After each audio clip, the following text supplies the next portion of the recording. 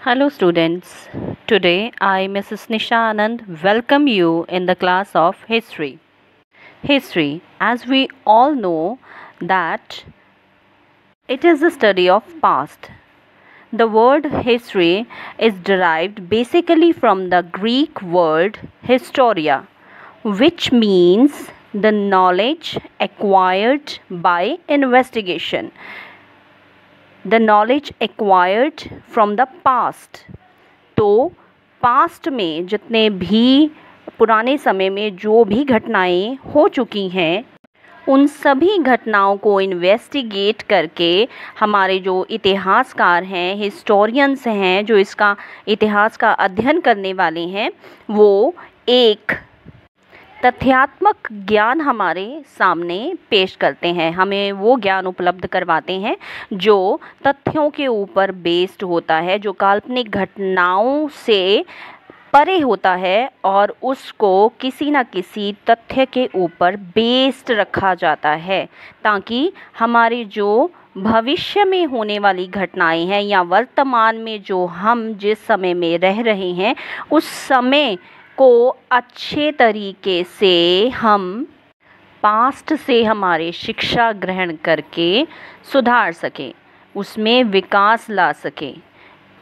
तो हिस्ट्री का जो अध्ययन है, इतिहास का जो अध्ययन है, हमारे जीवन को अच्छा बनाने के लिए बहुत ज़्यादा ज़रूरी है। हमारे भविष्य के लिए भी इसका जो प्रभाव है वो पड़ता है। हमारे वर्तमान और भविष्य के ऊपर हमारे इतिहास का प्रभाव देखने को मिलता ही है। Today we are starting from the structure of the question paper. सबसे पहले बहुत ज़रूरी होता है सिलेबस को जान लेना और स्ट्रक्चर को जान लेना। तो आइए अब हम स्ट्रक्चर इसका जानते हैं। We are going to discuss the structure of the question paper.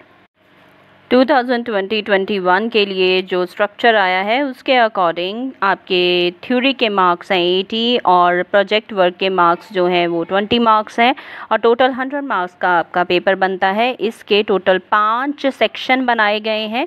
पहला सेक्शन है ए सेक्शन। इसमें ऑब्जेक्टिव टाइप क्वेश्चन आंसर्स आएंगे, जिसमें आपको true false, MCQs, fill in the blanks और 1 सेंटेंस या फिर 1 वर्ड आंसर के क्वेश्चन आंसर्स भी आ सकते हैं। इसके बाद आपका सेक्शन बी आता है। सेक्शन बी में short answer type question answers आते हैं। जो सेक्शन 1 था वो 20 मार्क्स का है। सेक्शन बी जो आपका है वो 12 मार्क्स का है।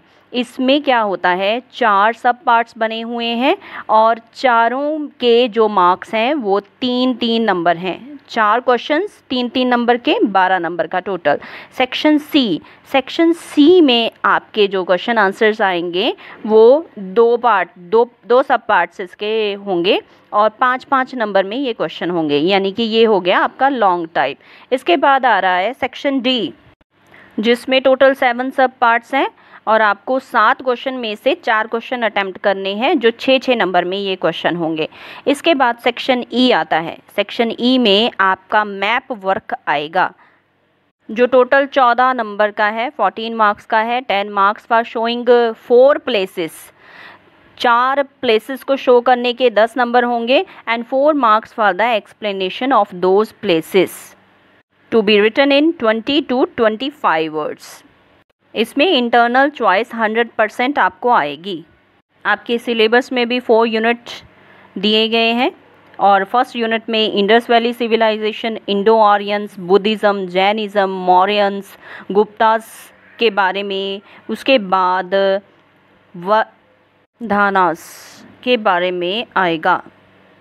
देन यूनिट सेकंड आपकी आ जाती है। इसमें राजपूता, सल्तनत of Delhi, kingdom of south, social religious movements ये बताए गए हैं। देन गुरु नानक देव जी और फाउंडेशन ऑफ सिखिज़्म यूनिट 2 में आता है।